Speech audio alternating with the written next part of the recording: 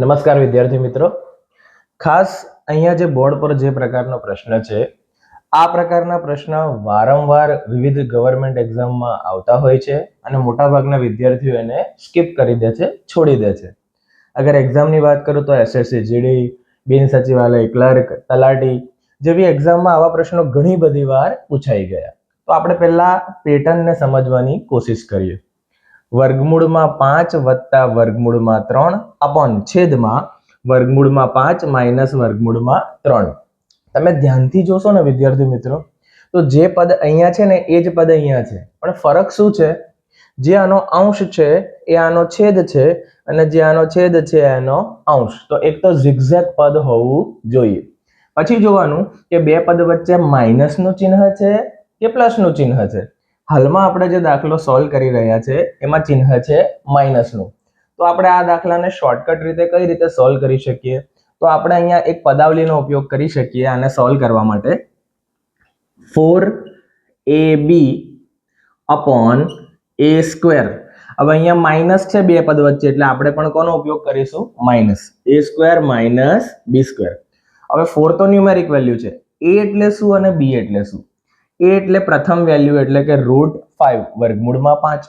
b એટલે દ્વિતીય બીજી વેલ્યુ વર્ગમૂળમાં 3. આપણે ટ્રાય કરીએ. 4 a ની કિંમત મૂકીશું વર્ગમૂળમાં 5, b ની કિંમત મૂકીશું વર્ગમૂળમાં 3. a સ્ક્વેર એટલે વર્ગમૂળમાં 5 નો વર્ગ.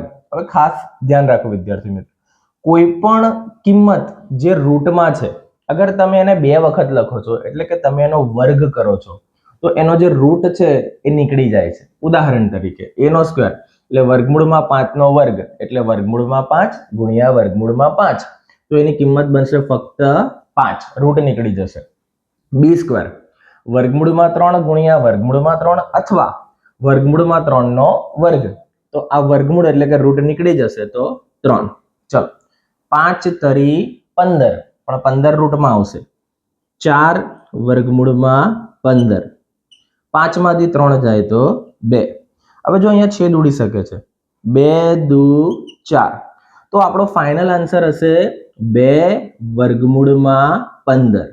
હવે આપણે જોઈએ કે ઓપ્શનમાં ક્યાંય 2 વર્ગમૂળમાં 15 અવેલેબલ છે.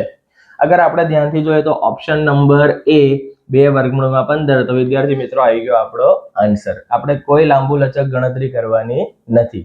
આવા જ અવનવા ટ્રિક્સ અને વિડીયોઝ જોવા માટે મારી ચેનલ મેહુલ રાવલને લાઈક કરો, શેર કરો અને સબસ્ક્રાઇબ કરો. જેટલા પણ વિદ્યાર્થી સ્પર્ધાત્મક પરીક્ષાની તૈયારી કરે છે એના માટે કંઈક ખાસ આપણે આપવાની કોશિશ કરીશું. ધન્યવાદ.